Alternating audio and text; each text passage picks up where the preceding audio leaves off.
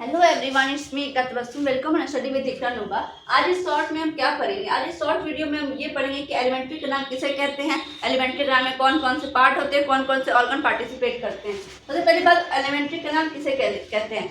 Elementary canal is long muscular tube through which food passes and digestion and absorption take place.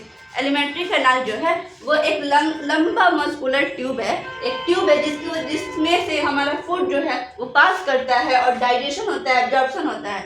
इसको ये तो हो गया, जो लिखे हैं वो समझाएं। इसका सिंपल कहने का मतलब, सिंपल वे में समझें, ये एक ट्यूब है, लंबा मसल से बना हुआ एक ट्यूब है जिसमें जो भी हम लोग खाना खाते हैं, जिस जिस रास्ते से होके जाता है, जिस जिस ऑर्गन से होके जाता है, उसी में डाइजेशन होता है, एब्जॉर्प्शन होता है। उसी ट्यूब को, उसी लंबे ट्यूब, मस्कुलर ट्यूब को हम लोग क्या कहते हैं? एलिमेंट्री कैनाल कहते हैं।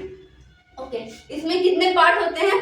एलिमेंट्री कैनाल में 8 ऑर्गन आते हैं, मींस दैट ये 8 ऑर्गन मिला के एलिमेंट्री कैनाल बनते हैं। सबसे पहला क्या पार्ट है? माउथ। सबसे पहले जो भी हम लोग खाना खाते हैं मुंह में खाते हैं, उसके बाद वो कहाँ जाता है? फेरिंग्स में। उसके बाद oesophagus, stomach, small intestine, large intestine, rectum, anus.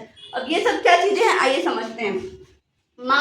Mouth जो है ना, सबसे पहले मुंह, हमने छोटा मोटा डायग्राम भी बनाया है आप लोगों के लिए। ये मुंह, माउथ ये रहा। उसके बाद का काम क्या है? ये हमारे खानों को चबाने में हेल्प करता है, खाने को छोटा करने में, छोटे पीस काटने में हेल्प करता है। माउथ का सिंपल सबसे मेन काम ये है। और ये एक सलाइवा प्रोड्यूस, जिसको हम लोग लार कहते हैं, ये सलाइवा प्रोड्यूस करता है। उसके बाद आता है फेरिंग्स। फेरिंग्स जो है ना, इसका कोई काम नहीं, ये बस एक ना माउथ को इसोफेगस से जोड़ता है। माउथ को खाना जो है वो माउथ के बाद ढकेल देता है फेरिंग्स में, फेरिंग्स उसके बाद उसको इसोफेगस में पहुंचा देता है। उसके बाद ये रहा इसोफेगस, यहाँ से यहाँ तक। इसोफेगस एक ट्यूब है, उसमें खाना आता है। उसके बाद स्टमक में रहता है, स्टमक में 3 से 4 घंटे तक खाना रहता है। उसके बाद उसमें डाइजेशन होती है, और फिर उसके बाद रहती है कहाँ? स्मॉल इंटेस्टाइन में। ये देखिए, ये है स्मॉल इंटेस्टाइन अंदर वाला, ये है लार्ज इंटेस्टाइन, ये है रेक्टम, ये है एनस।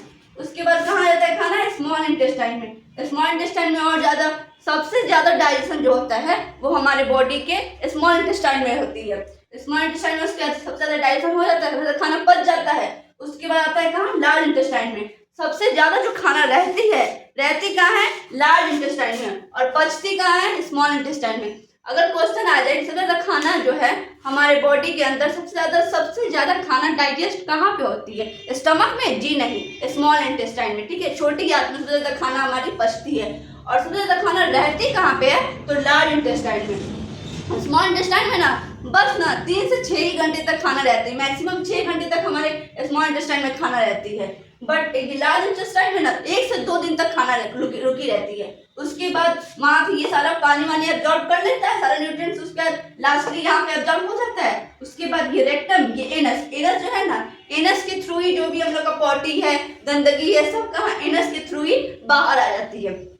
हम लोग खाते कहाँ से हैं? मुंह से। निकालते कहाँ से हैं? एनस से। ठीक है। और ये ना कुछ एसेसरी ग्लैंड कहने का मतलब, ये सब जो है एलिमेंट्री कैनाल में पार्टिसिपेट तो नहीं हुए हैं, बट ये कुछ जूस प्रोवाइड करते हैं, कुछ सिक्रीशन, कुछ लिक्विड प्रोवाइड करते हैं, लिक्विड देते हैं, जिसकी वजह से ये जो हमारा डाइजेशन है वो और अच्छे से इजीली वे में हो जाता है। Thank you.